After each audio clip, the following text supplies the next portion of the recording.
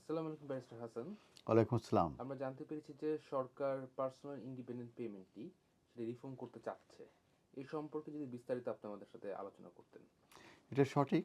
Very recently the government issue করেছে green paper consultation, যেটা মূলত উদ্দেশ্য হচ্ছে যে extensive personal independent payment reform.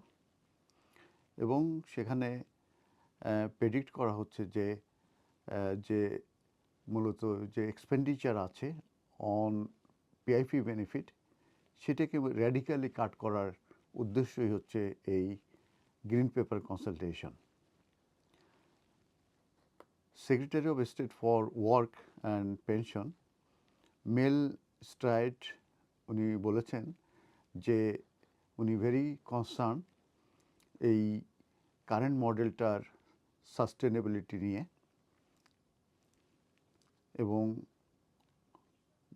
আগামী 5 বছরে মূলত পিআইপি অনেক বেশি বেড়ে যাবে এক্সপেন্ডিচার, এবং এটা অনেক বেশি গ্রো করবে। এবং সেখানে এক্সপেক্ট করা হচ্ছে যে 63% মূলত বেড়ে যাবে। এই মুহূর্তে মূলত 21.6 বিলিয়ন পাউন্ড মূলত এক্সপেন্ডিচার হয়ে থাকে 23-24-এ। সেটা বেড়ে যাবে 35.3 বিলিয়ন পাউন্ডে, সেটা হবে 28-29-এ। এবং এই মুহূর্তে 33,000 নূতন অ্যাওয়ার্ড দেওয়া হয় এই ফর পিআইপি প্রত্যেক মাসে। এবং কম্পেয়ার করলে এটা প্যান্ডামিকের আগে মূলত ছিল 17,000। তার মানে আগে ছিল 17,000, সেটা মূলত বেড়ে গেছে। প্রত্যেক মাসে এখন 33,000 মূলত এই পিআইপি অ্যাওয়ার্ড পেয়ে থাকে। এই গ্রিন পেপারের উদ্দেশ্য হচ্ছে র্যাডিক্যাল রিফর্ম করা পিআইপির উপরে, বিশেষ করে ট্রান্সফর্ম এবং রেস্ট্রিক্ট দ্য সাপোর্ট, যে সাপোর্টটা মূলত ডিসেবল পিপুলকে দেওয়া হয়, এবং মূলত রিমুভ করা হবে যে এক্সট্রা ক্যাশ সাপোর্ট, যেটা মূলত ডিসেবিলিটি রিলেটেড যে কস্টটা দেওয়া হয় সেটা মূলত রিমুভ করা হবে, এবং এইটা রেস্ট্রিকশন আনা হবে সাপোর্টটা।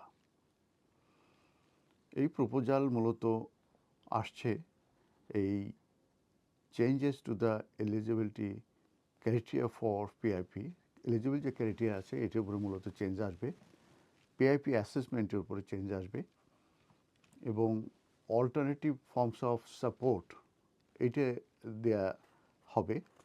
এবং সেটার ক্ষেত্রে উদাহরণস্বরূপ যেটা বলা হয়েছে যে vouchers beyond ongoing cash payment, সেক্ষেত্রে ভাউচার হয়তো দেওয়া হবে, কোনো ক্যাশ পেমেন্ট হয়তো দেওয়া হবে না। এই ধরনের প্রস্তাব মূলত এই এই গ্রিন পেপার কনসালটেশনে রয়েছে। এই গ্রিন পেপার কনসালটেশনটা মূলত শুরু হয়েছে last 12 weeks from set for 12 weeks, এবং এটা ফ্রম 29 এপ্রিল থেকে। এবং এটা মূলত কার্যকরী হবে আফটার জেনারেল ইলেকশন। তো যে অপশনগুলো মূলত হবে এই কনসালটেশনে পরে, সে সংক্রান্ত যে প্রস্তাব সেটা হচ্ছে যে making changes to eligibility career for, eligibility ক্যারিয়ারটা মূলত পিআইপি যেটা, এটা চেঞ্জের প্রস্তাবনা রয়েছে এই কনসালটেশনে, green paper কনসালটেশনে।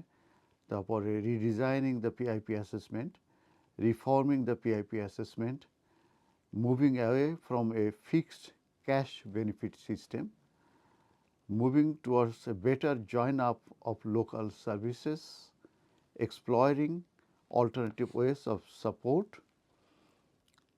to live independent and fulfilling lives. এবং ডিডাব্লিউপি মূলত কনসিডারেশনে নেবে যে এভিডেন্স যেটা মূলত বেসিসে মূলত এই পিআইপিটা দেওয়া হয়, সেই এভিডেন্সটা মূলত ক্লিনিক্যাল ডায়াগনোসিস করা যায় কিনা, যেটা মূলত তৈরি করবে যারা হেলথ কেয়ার প্রফেশনাল আছে তারা।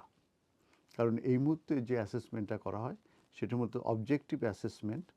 সেই সেই অবজেক্টিভ এভিডেন্স মূলত বেশি করে প্রোভাইড করার ব্যাপারে গুরুত্ব দেওয়া হবে। কারণ এখন যেটা দেওয়া হয় সেটা কারেন্ট ফাংশনাল অ্যাসেসমেন্ট মূলত হচ্ছে এই এখন কনসিডারেশনে নেওয়া হয়।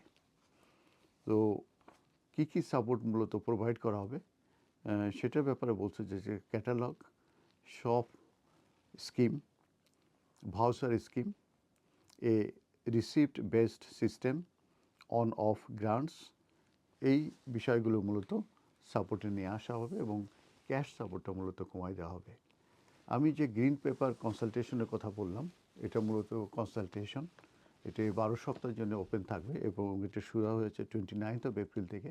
তো আপনারা যারা এই কনসালটেশন অংশগ্রহণ করতে চান, আপনারা যদি ডিডব্লিউপি যদি আপনারা এসে যান ওয়েবসাইটে, তাহলে এই কনসালটেশন ব্যাপারে আপনারা পাবেন এবং সেখানে যে আপনারা যেটা করবেন সেটা হচ্ছে যে এই কনসালটেশনে আপনাদের মতামত দেবেন। কারণ এই কনসালটেশনটাই কিন্তু পরবর্তীতে এই যে র্যাডিক্যাল যে চেঞ্জ আসবে মূলত পিআইপির উপরে, সেই কনসালটেশনের বেসিসেই কিন্তু তারা এটা চেঞ্জটা নিয়ে আসবে। ধন্যবাদ।